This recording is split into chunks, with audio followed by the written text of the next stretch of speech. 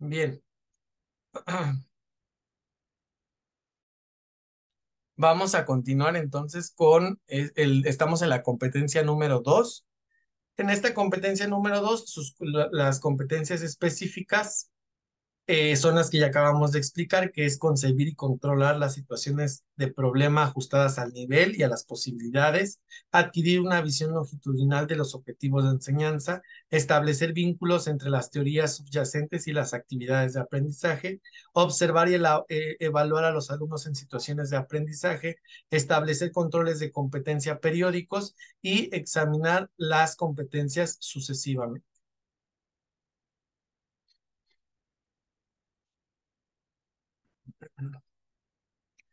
Nos vamos con la competencia número 3. La competencia número 3 nos hace ver o nos dice que hay que aprender a elaborar y hacer evolucionar dispositivos de diferenciación. ¿Qué es eso de los dispositivos de diferenciación? Bueno, esta competencia nos dice que tenemos que hacer frente a la heterogeneidad en el mismo grupo clase. ¿Sale? ¿Qué es eso de hacer frente a la heterogeneidad?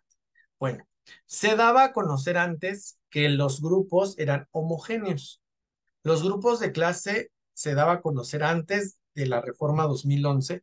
Yo siempre voy a manejar un antes y un después de la Reforma 2011. ¿Por qué de la Reforma 2011? Porque vuelvo a repetir, fue una reforma que no nada más tuvo que ver con la parte educativa, sino hubo una reforma constitucional en materia de derechos humanos. Entonces, al hablar de derechos humanos, ya hablamos de todo un mundo de cosas. Entonces, por eso siempre digo antes y después. Antes de la reforma del 2011, antes de ver que reconocer que todas las personas teníamos derechos humanos, que ya se manejaba los derechos humanos desde antes, pero que no estaba plasmado dentro de nuestro máximo, en nuestra máxima ley, que es la Constitución. A partir de esta reforma se plasma y pues obviamente todos los órganos de gobierno en cascada deben de tener acciones que promuevan este reconocimiento, esta protección de derechos humanos. Entonces, antes se veía a los grupos de manera homogénea, es decir, la enseñanza tradicional veía a los grupos como todos igualitos, todos son igualitos, todos aprenden de la misma manera, todos deben de llegar a un mismo resultado en el mismo proceso, con el mismo proceso, el mismo resultado, tienen que llegar a la misma, al mismo entendimiento, no me interesa reconocer si tiene ritmos o estilos diferentes de aprendizaje, mucho menos me interesa si tiene alguna situación familiar o alguna situación emocional. Por eso, nosotros veíamos de manera tradicional la educación como algo homogéneo, porque todos se veían como un solo alumno. Eran muchos, pero todos eran iguales, ¿no? Y esta competencia nos dice que hacer frente a la heterogeneidad nos dice que ahora debemos de reconocer que no son todos iguales, que todos y cada uno de los estudiantes son diferentes, aprenden diferente y sus procesos de aprendizaje tienen diferentes ritmos y van a llegar a un resultado de diferente manera. Entonces, ¿cómo nosotros vamos a hacer frente a esa heterogeneidad? O sea, yo como docente, ¿cómo voy a reconocer toda esta diversidad en el aula? Pues muy sencillo, a partir de nuestros diagnósticos que hacemos, a partir de reconocer qué tipos de estilos, qué tipos de ritmos predominan en mi clase y a partir de eso empezar a trabajar con los diferentes enfoques del aprendizaje, pues que se adapten a las necesidades, ¿no? A lo mejor para mi grupo es muy, rebelde, muy desordenado, pues a lo mejor no me va a funcionar un enfoque constructivista al 100%. No quiere decir que no lo voy a usar, pero a lo mejor no me va a servir al 100%. Entonces puedo combinar con un enfoque conductista a un 20% y a lo mejor lo demás en un enfoque constructivista, con humanista, etcétera. O sea, yo voy identificando qué es lo que necesita mi grupo para darle respuesta a esa heterogeneidad. Debemos de compartimentar, extender la gestión de clase a un espacio más amplio Es decir, mi clase no solamente se limita a mi salón, a un espacio de cuatro paredes y eso es todo, sino que debo de gestionar que la clase o nuestro trabajo dentro del aula se puede dar en la clase, en el salón, se puede dar incluso en el patio, se puede dar en la biblioteca, se puede dar en el laboratorio, aunque a lo mejor sea educación física, yo puedo adaptar en el laboratorio, algo lo puedo adaptar para que sea diferente. Puede ser en el aula de medios, si a lo mejor mi comunidad me lo permite, y de acuerdo ya al nuevo enfoque de la nueva escuela mexicana que nos dice que nosotros vamos a salir de nuestra aula de clases, ¿no? Nos dice que nosotros, a partir de esta nueva escuela mexicana, vamos a enlazar a la comunidad y ahora yo tengo que salir a la comunidad, ¿no? Y dice en la nueva escuela mexicana, tú como docente, como escuela, vas a establecer un proyecto en conjunto donde impactes en la comunidad, donde salgas y interactúes, colabores con la comunidad, ¿no? O sea, se vuelve un discurso muy bonito, muy moderno, muy posmoderno, más bien, muy globalizado, pero pues sabemos que si estamos en Chimalhuacán, que si estamos en la parte de Ixtapaluca y sacamos a los chamacos, si nos quitan a uno, ya valió, ¿no? Entonces, no es tan fácil, pero esta competencia nos dice justamente eso, que nosotros debemos de ver a el salón de clases no como algo limitativo, sino que puedo yo extenderme, puedo yo salir de mi salón de clases y en ese salir yo voy a aprender. Yo voy a guiar al estudiante para que pueda aprender. También nos dice que debemos de practicar un apoyo integrado, trabajar con los alumnos con grandes dificultades. ¿Sale? Aquí es muy importante reconocer que debemos de reconocer que hay estudiantes que se encuentran en rezago educativo. Aquí no los maneja como con grandes dificultades, pero bueno, nosotros lo conocemos como que alumnos que tienen rezago y ese rezago puede ser motivado por diferentes cuestiones, por cuestiones familiares, pues cuestiones emocionales, porque se está enfrentando a diferentes barreras para el aprendizaje y la participación, etcétera. Pero nosotros, como docentes, es nuestra obligación responder a esa dificultad que el estudiante está enfrentando y que nosotros debemos de atender esa dificultad para que el estudiante logre aprender. De ahí, por ejemplo, que las autoridades educativas de cada uno de los centros o las supervisiones diga, bueno, ¿vas a reprobar? Ok, reprueba, pero dame los argumentos de tú qué hiciste, ¿no? Porque es parte de tu obligación como docente, no es un trabajo administrativo extra, sino que tú como docente tuviste que haber reconocido que hay alumnos que se están quedando en un rezago y tú como docente, ¿qué es lo que hiciste para poder atender ese rezago? No es algo que esté fuera de las funciones de un docente, sino que es parte del reconocimiento de el avance y la progresión que están teniendo los estudiantes. Y si ya me di cuenta que un estudiante ya se me atrasó, entonces yo tengo que adaptar mi práctica para que pueda atender a ese estudiante que ya se atrasó. También el discurso es muy posmoderno, muy globalizado. Sabemos que a veces mi tiempo en 50 minutos, a veces mi tiempo da de terminar un solo tema, pero esa es la obligación del docente. Y ahora acuérdense, ustedes no van a responder qué pasa en la realidad, sino que ustedes responden el deber ser. Y el deber ser es que el docente cambie su estrategia, adapte su práctica para atender a los alumnos con dificultades. ¿Cómo? Haciendo reuniones extraescolares, haciendo reuniones en donde se comprometan padres y madres de familia y ayuden entre todos al estudiante, clubes de tareas, estén realizando horas de regularización, etcétera. O sea, todo lo extra que el docente pueda hacer para poder atender a este alumno con dificultades. Vuelvo a repetir, ese es el deber ser, no es la realidad, ¿no? Entonces, ustedes respondan con el deber ser. También debemos desarrollar la cooperación entre alumnos y ciertas formas simples de enseñanza mutua. ¿Dónde nosotros vemos esto de la enseñanza mutua? En el trabajo por equipos, en el trabajo colaborativo que los estudiantes hacen dentro de los proyectos. Es decir, los alumnos deben de aprender a convivir no nada más desde la parte social, sino también deben aprender a cooperar y convivir y colaborar para llegar a un producto.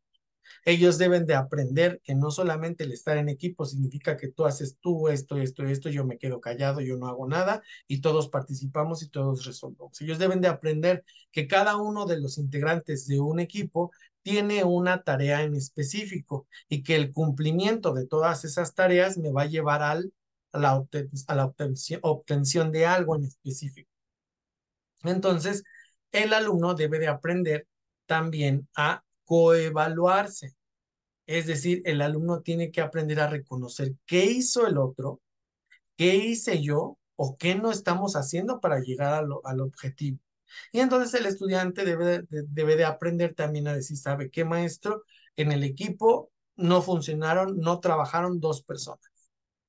¿Qué se va a hacer ahí? Y entonces el docente, bueno, va a guiar el trabajo para que esas dos personas que no trabajaron, pues también asuman responsabilidades, ¿no? Porque hay equipos de trabajo dentro de las aulas donde trabajan dos y los demás no hacen absolutamente nada y de repente nadie dice nada y a todos tienen la calificación. Pero si el grupo, el equipo, no aprende a poder denunciar, por ejemplo, esa parte, pues nunca va a haber una consecuencia formativa en ese sentido. Pero bueno, a lo que voy es, debemos de desarrollar la cooperación entre los alumnos y que entre ellos también pueden aprender. Las competencias específicas son las que acabamos de conocer, pero vamos a ir viendo cada una para poder entender uno de los puntos, porque aquí hay puntos más importantes que las anteriores. Para que cada alumno progrese hacia los objetivos previstos, conviene ponerlo muy a menudo en una situación de aprendizaje óptima para él. No basta con que ésta tenga sentido. La, cons- la, con, la consigna, ahí se equivocaron, la consigna y movilice esta consigna. Además, tiene que requerirlo en su zona de desarrollo próximo. ¿Qué es esta zona de desarrollo próximo? Acuérdense, lo vimos de manera muy rápida porque ya se nos acababa el tiempo ayer. Vygotsky en su su teoría sociocultural nos dice que hay tres zonas de desarrollo: la zona de desarrollo real, la zona de desarrollo próximo y la zona de desarrollo potencial. La zona de desarrollo real es lo que nosotros ya traemos de conocimiento, nuestros conocimientos previos. Cuando nosotros tenemos un acompañamiento de alguien más experimentado, entonces se vuelve una zona de desarrollo próximo.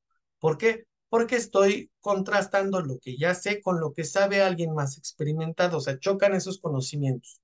Lo que sé y lo que una persona más experimentada sabe, chocan y se vuelve una zona de desarrollo próximo.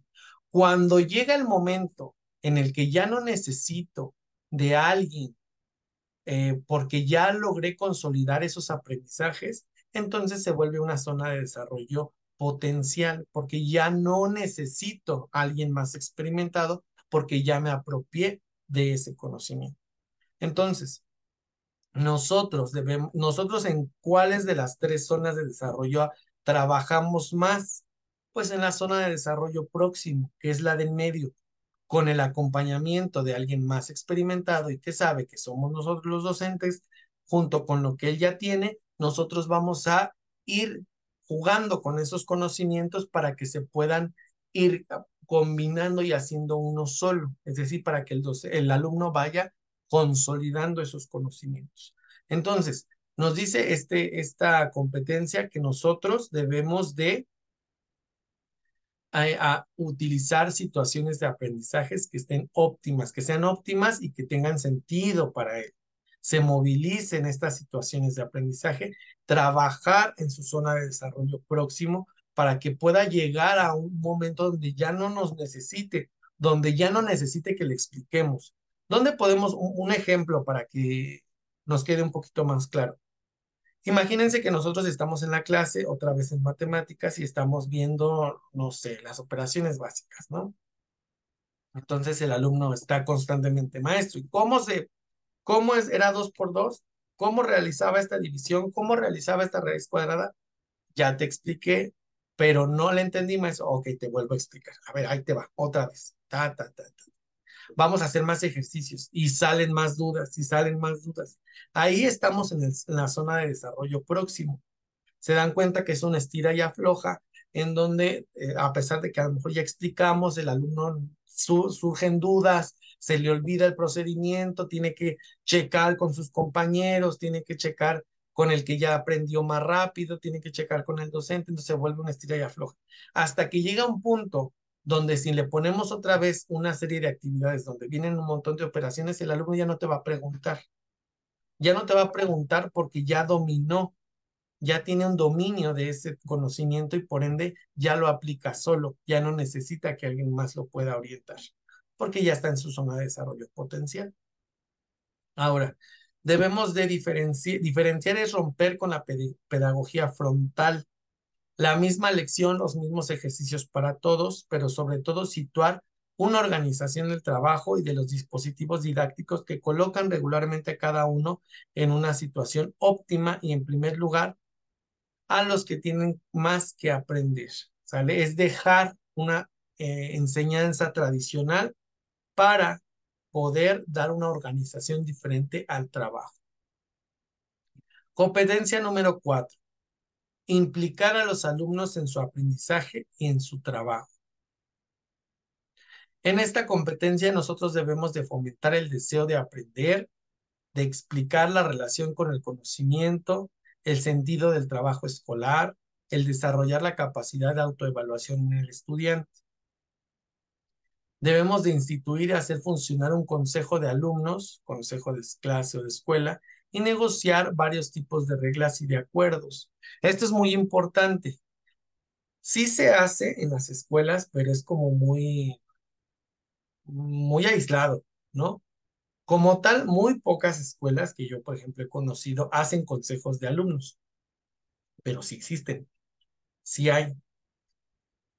¿Cómo se ve más común en las escuelas? Los jefes de grupo o las jefas de grupo, que son los que van a ir atendiendo las necesidades de su grupo y las van a ir transmitiendo a las diferentes autoridades de la escuela, ¿no? O sea, por ejemplo, ¿qué me pasó en la escuela donde estoy en la tarde? Los alumnos literal de tercero, llegaba un momento en que iban a la dirección y decían, a ver, traigo, yo soy la jefa de grupo, traigo este escrito porque todo el grupo queremos realizar un evento cultural tal día.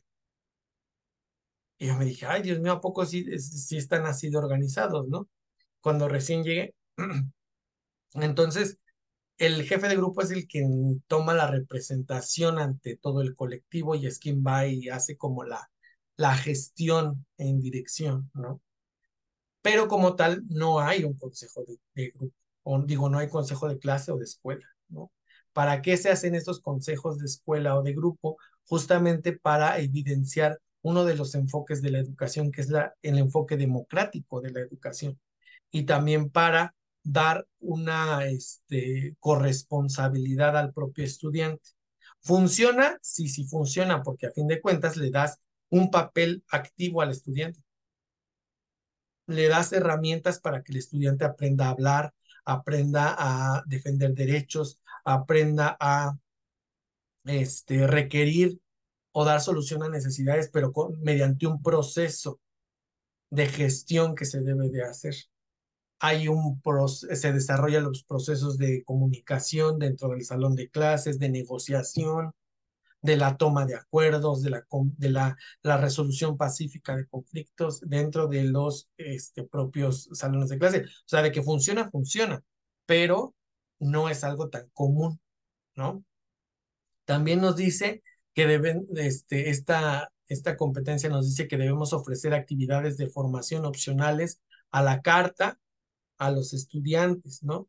Esto es, por ejemplo, dónde lo vimos o dónde lo veíamos. Pues lo vimos en la reforma de Peña Nieto de 2011, los famosos clubes, ¿no? Antes de los clubes, pues lo veíamos en las escuelas técnicas, por ejemplo, en los talleres. Si tú ibas a una escuela técnica antes del 2011, tú ibas a la escuela técnica y ya te decían, bueno, ¿qué taller? Hay estos talleres, tú eliges, ¿no? El que más te llame la atención y ya si había cupo, te quedabas y si no, pues te mandaban al que querías, ¿no? Pero ¿qué pasó en 2017? Se dieron estas opciones formativas a los estudiantes con los famosos clubes. No fue funcional porque nadie sabía cómo establecer unos clubes, la carga horaria era un desbarajuste, no tenía el objetivo que debía de ser porque muchos de los clubes perdían ese sentido de opción formativa, de esparcimiento recreativo, artístico, porque era meramente una extensión de la asignatura, ¿no? O sea, muchos de esos clubes era ese club de español y era lo que te daban en el club de español era lo mismo que te daban en la clase de español. Clubes de habilidades básicas matemáticas, y era lo mismo que te daban en matemáticas y de la misma manera y el mismo maestro. Club de fútbol, y era exactamente lo mismo o nada más te sacaban a jugar y ni siquiera había un control. Entonces no perdió el sentido en 2017. Pero aquí, de acuerdo a Perrenau, nosotros les debemos de dar a los alumnos opciones formativas. No se puede porque no lo permite ni siquiera ya la currícula, pero sí podemos darle a través de algún medio de comunicación, por ejemplo, si hay Facebook de la escuela, bueno, aquí tienen una serie de actividades que está haciendo el municipio y ya cada uno puede elegir si quiere o no quiere ir, ¿no?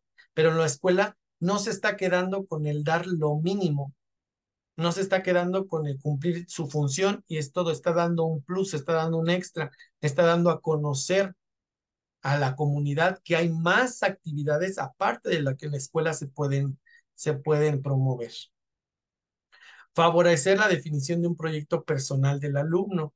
Nosotros debemos de fomentar que el alumno debe de entender que debe de tener una guía, un guión, vamos a llamarlo así, debe tener un camino no definido, porque es un camino que puede cambiar constantemente, nadie sabe si mañana puede ser o no puede ser algo, o pasa algo, no sabemos, pero él debe de empezar a tener ese proyecto de vida, ese proyecto personal. Generalmente donde se trabajan los proyectos de vida o estos proyectos personales, pues se trabajan en tutoría, se trabajan en formación cívica y ética, se trabajó en vida saludable, un plan, un proyecto personal, pero en cuestiones de alimentación saludable, pero a fin de cuentas había un proyecto, ¿no? Entonces sí se trabajan dentro de las escuelas, sí se hacen, pero no tienen los suficientes, no tienen un suficiente peso dentro de las escuelas. Vámonos a la competencia número 5. La competencia número 5 nos dice que hay que trabajar en equipo. ¿Cómo vamos a desarrollar esta competencia de trabajar en equipos? Debemos de elaborar proyectos de equipo, de representaciones comunes, impulsar un grupo de trabajo, dirigir reuniones, formar y renovar un equipo pedagógico. Ahora aquí, esto no nada más se trabaja con un estudiante. Esta competencia que acabo de decir, implicar a los alumnos en su aprendizaje y en su trabajo, es cómo podemos involucrar al estudiante en su proceso de aprendizaje. O sea, aquí hablamos de una competencia específica para que el docente trabaje con los alumnos, pero esta competencia de trabajar en equipo ya no es con los alumnos, sino habla acerca del docente. ¿Sale? Esta competencia es específicamente del docente, del directivo, de los orientadores, de todos los que intervienen dentro del quehacer educativo, pero ya vamos a llamarlo así, los adultos, los responsables de. ¿Por qué tenemos que elaborar un proyecto en equipo de representaciones comunes? Pues porque nuestra guía, nuestro hacia dónde vamos a ir y qué creen que ya se hace. No, aquí se ve con proyecto de equipo como tal. Ah, no, no lo tengo. Sí, sí lo tienes. Tienes un plan estratégico de mejora continua, ¿no? Tienes tuviste en sus tiempos una ruta de mejora. Nada más que, ¿qué pasa con estos documentos? Muchas veces estos documentos se vuelven administrativos, es decir, los elaboramos, los entregamos y ahí quedó. Y ya no, y ya de repente se guarda, se carpeta y no vuelve a salir hasta el final del ciclo escolar para decir qué sí hicimos y qué no hicimos. Y resulta que no hicimos nada, ¿no? Que dónde quedó el proyecto, el plan estratégico, pues ahí se quedó porque nunca hicimos nada. Se vuelve burocrático, se vuelve administrativo. Esa es una. Otra, no se vuelve un trabajo colaborativo. ¿Por qué? Porque muchos de los docentes en su apatía prefieren no participar o prefieren no tener una participación activa en en ese plan y entonces mejor se quedan sin aportar a ese plan. El directivo es quien dice, a ver, tal, fulano, fulano de tal, deben de hacer esto y esto y esto, por obligación están dentro del plan, pero no lo realizan o no llevan un seguimiento porque pues obviamente no hay una disciplina y no hay una motivación para hacerlo. Pero sí existe, o sea, este punto de esta competencia sí se desarrolla en las escuelas, sí tiene un propósito, que es nuestro plan estratégico de mejora continua, que la vamos a ver el día de mañana. Debemos de impulsar un grupo de trabajo, dirigir reuniones, si se hace. O sea, si Perrenaud nos dice, a ver, ¿cómo desarrollan la competencia dentro de sus escuelas de trabajar en equipo? Si las desarrollamos, si tenemos un proyecto en equipo, que es nuestro PMC, si trabajamos en grupos de trabajo o reuniones, nuestros consejos técnicos escolares. Sí formamos y renovamos equipos pedagógicos porque se hacen proyectos y este es, vamos a llamarle el fundamento de la nueva escuela mexicana, que se hagan equipos pedagógicos, que ya no nada más es decir, yo como me llevo bien con el de matemáticas o el de formación, pues entonces yo hago un proyectito que entre ellos, entre nosotros dos, lo vamos a llevar a cabo y los demás no existen más que nosotros dos. No, ahora ya somos todos, somos un equipo pedagógico que tenemos una responsabilidad y tenemos una función. ¿Cuál es esa función? Pues que nuestros estudiantes aprendan, que nuestros estudiantes consoliden un perfil de egreso, que nosotros atendamos al rezago que se está presentando dentro de las escuelas o dentro de los salones de clase. Entonces se vuelven equipos pedagógicos, me lleve o no me lleve contigo, yo tengo que formar parte de ese equipo y tenemos que llegar a un objetivo como tal. Entonces también se hace esto de formar equipos pedagógicos. Nada, todavía a medias, pero se está haciendo. ¿Por qué? Vuelvo a repetir, porque se hacen proyectos, muchas veces proyectos institucionales, hasta una kermés implica hacer un equipo pedagógico para tener un objetivo. Bueno, de ahí continuamos con afrontar y analizar conjuntamente situaciones complejas, prácticas y problemas profesionales. ¿Se hace o no se hace? Si se hace, ¿dónde se hace? En los consejos técnicos escolares. ¿Cómo se hace? Pues es donde nosotros a través de un equipo pedagógico, a través del conjunto de todos los elementos, nosotros vamos a decir, fulanito de tal tiene 8 reprobadas, no escribe, no hace, responde, grita, tiene una situación de ira. ¿Qué vamos a hacer entre todos? Y entonces todos tomamos decisiones. No es el director, haz esto, esto y esto y esto y esto y esto. No. ¿Qué vamos a hacer entre todos? ¿Cómo le vamos a, ahora sí que valga la expresión, cómo le vamos a llegar a este estudiante desde cada una de las asignaturas? Y entonces se vuelven equipos pedagógicos, se vuelven reuniones pedagógicas donde vamos a atender los problemas que se dan dentro de la escuela. ¿Saben qué? Tenemos una situación de drogas, tenemos una situación en toda la escuela de que están metiendo drogas, se están peleando, se están agrediendo en redes sociales, están teniendo prácticas sexuales muy avanzadas o muy activas dentro de la escuela. Entonces, ¿qué vamos a hacer? ¿Cómo vamos a unir frente todos para poder darle solución? Entonces, sí se hace. Hacer frente a crisis o conflictos entre personas también se hace. Acuérdense, ¿cómo lo hacemos? ¿Cómo hacemos frente a los crisis, a los conflictos? Pues mediante una resolución pacífica de conflictos, que esta nos va a llevar a las diferentes estrategias que nos dan para resolver estos conflictos, como una de ellas y la principal es la mediación. La mediación va a ser la principal estrategia para que nosotros resolvamos un conflicto mal resuelto. Acuérdense que en su examen les van a presentar, a ver, los chamacos se pelearon. ¿Cómo vas a resolver este problema? No tal cual, pero ¿cómo vas a resolver ese problema? Los mandos suspendidos, tache. ¿Por qué tache? Porque ya le estás negando el servicio, ya le estás negando el derecho a la educación, lo estás coartando en su derecho. No lo mandes suspendido. ¿Qué decía el abogado? Flexibiliza el servicio, pero eso no te va, no, eso no te van a, eso no va a venir en el examen. O sea, no te va a venir una opción que diga, vamos a flexibilizar el servicio educativo para que salvaguardemos la integridad de cada uno de los involucrados. Entonces va a trabajar unos días en su casa para que después venga ya reflexionado, ya muy bien orientado con ciertos sectores psicológicos para que pueda dar una mejor resolución de sus problemas. Pues obviamente no te va a venir. Entonces, ¿cómo lo vas a solucionar? Pues a través de la mediación. Tú, docente, tu directivo, vas a mediar como una persona neutra en donde vas a poder dar solución, proponer soluciones y las personas, bueno, van a estar de acuerdo o no. Y este sería el trabajar en equipo.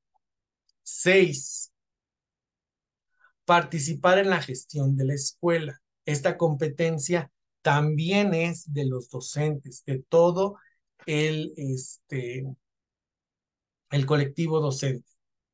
Nos dice, elaborar, negociar un proyecto institucional. Ya lo tenemos, vuelvo a repetir, si lo tenemos, es nuestro PMC, que es nuestro proyecto, nuestro plan estratégico de mejora escolar, y nosotros a partir de ese documento, nosotros sabemos hacia dónde vamos a ir, hacia dónde vamos caminando. Acuérdense que ese plan, bueno, lo vamos a ver mañana ya con detenimiento porque tiene ciertas características, pero acuérdense que es un documento flexible, no es un documento rígido.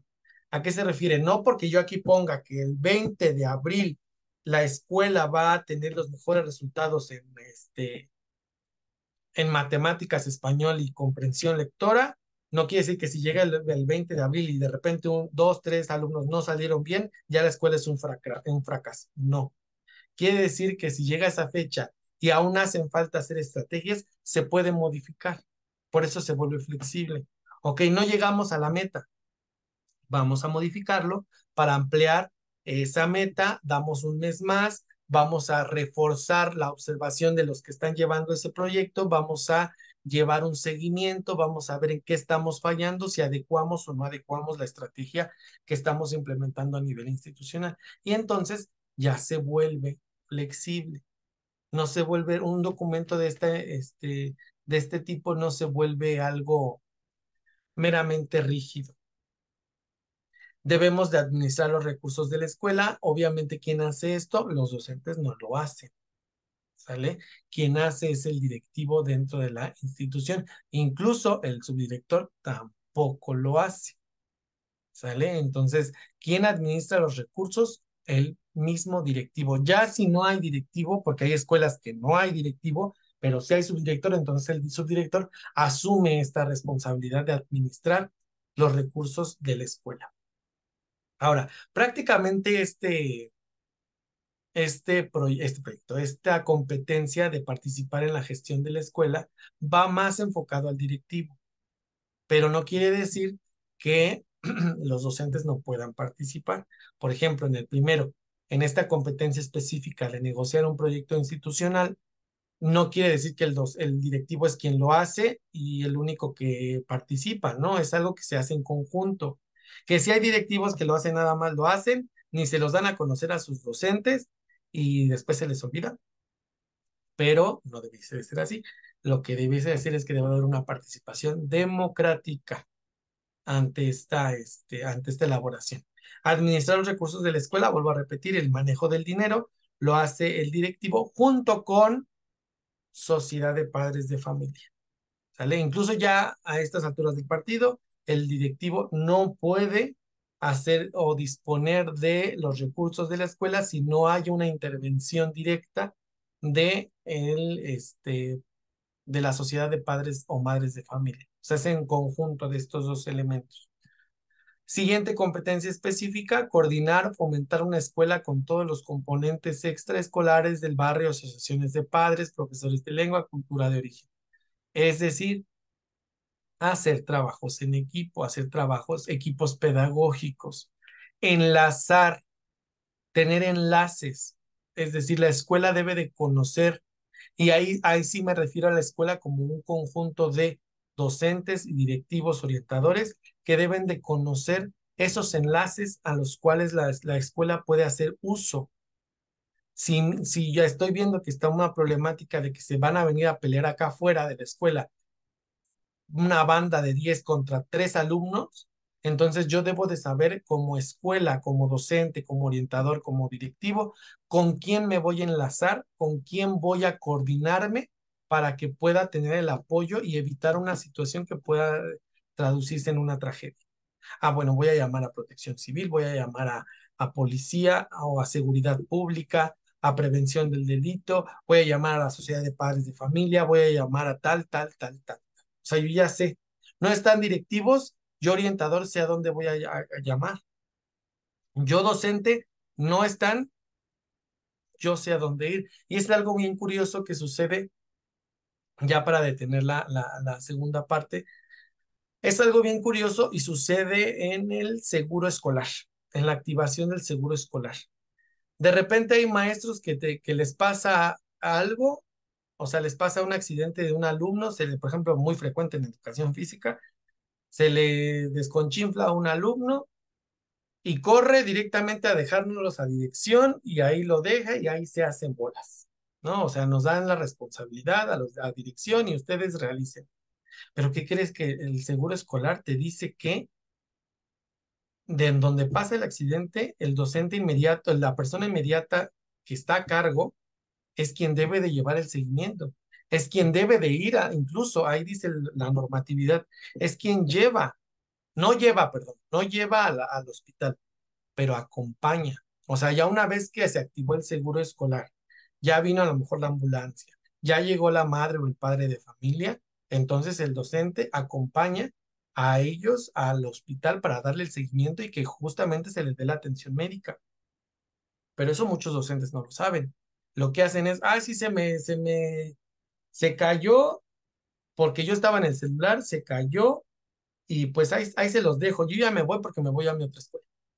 Pues, ¿qué crees que no?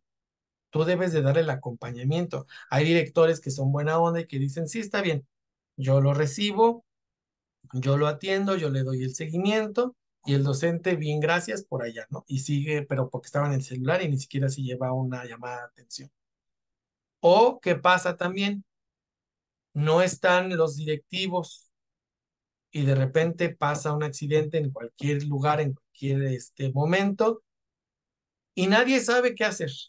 Nadie sabe cómo activar el seguro, todos piensan que solamente dirección activa el seguro y están todos corriendo en pánico y en caos total, no saben a quién llamar, están todos caóticos y lo que te dice el seguro escolar es que quien sea una autoridad dentro de la escuela, por ejemplo, directivos, un orientador o un docente, puede activar el seguro escolar, pero tienes que conocer cómo va la estructura del seguro escolar, la hoja, cómo se llena esa hoja, qué debes de poner en la hoja, debes de saber dónde están los expedientes, debes de saber muchas cosas que hay docentes que no conocemos. No conocemos porque, pues sí, no hay en escuelas donde no las conozco, pero es algo que nosotros bueno, como directivos debemos de ir conociendo y debemos de compartir a toda nuestra comunidad educativa. Bien, suspendo la clase, la